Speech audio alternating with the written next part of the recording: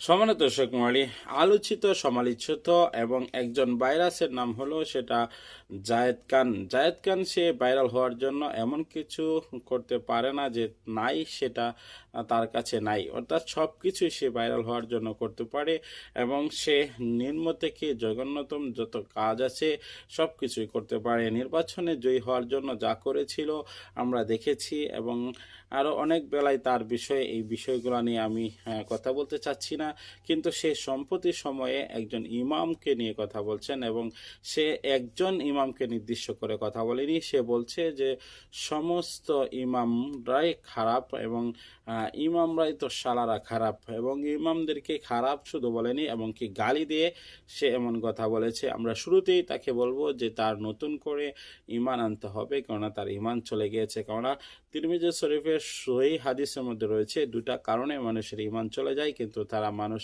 জানেই না যে তার ইমান চলে গিয়েছে। সেই কারণে এক নম্বর কারণ হলো যদি সে এমনভাবে গালি দেয় যে তার গোষ্ঠী দৌড়ে গালি দেয় এবং তার একটি গোত্র দৌড়ে গালি দেয়, যেমনভাবে হুজুররা খারাপ, তাহলে কি এখানে হুজুররা যত আছে পৃথিবীতে, যত হুজুর এসেছে এবং যত হুজুর ছিল সব হুজুরদেরকেই সে ইঙ্গিত করে কথা বলল এবং কি সে মূলত নবী সাল্লাহ সাল্লাম কে ইঙ্গিত করে যে কথা বললো, নবী সাল্লাহ সাল্লামের পরেও সেটা পড়ে, কারণ নবী সাল্লাহ সাল্লাম হুজুর ছিলেন এবং ইমামরা খারাপ বলছেন।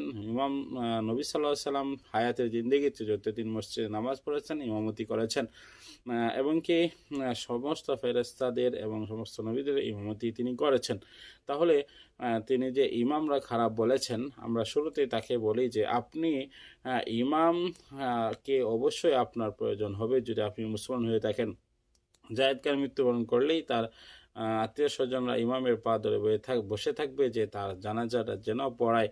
ঠিক তেমনি জায়েদ খান যখন জন্ম হয়েছিল তখনও কিন্তু মসজিদের ইমামকে নিয়ে আসছিল যে আজান দেওয়ার জন্য, এবং প্রথম যখন খাবার তুলে দেয় তার মুখে তখনও কিন্তু ইমাম খাবার তুলে দিয়েছিল।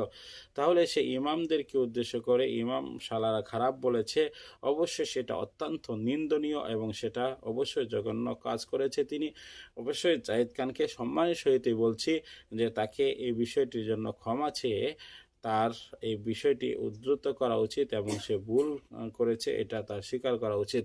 ইতিমধ্যে সে ক্ষমা চেয়েছে এটা বলে যে আমি যদি ভুল করে থাকি তাহলে আমাকে ক্ষমা করে দেন। এখানে তার ভুলটা সে স্বীকার করেনি, ক্ষমা চেয়েছে, এটার ক্ষমা হয়নি।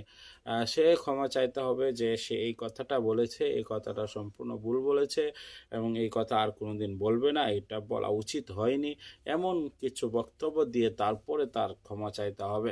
অবশ্যই এই বিষয়গুলো নিয়ে আপনারা যদি একসাথে হয়ে থাকেন, আপনারা প্রতিবাদকমূলক এই ভিডিওটি শেয়ার করে দিবেন। পরবর্তী ভিডিও পাওয়ার জন্য সাবস্ক্রাইব করে বেল বাটনটি অন করে দিবেন।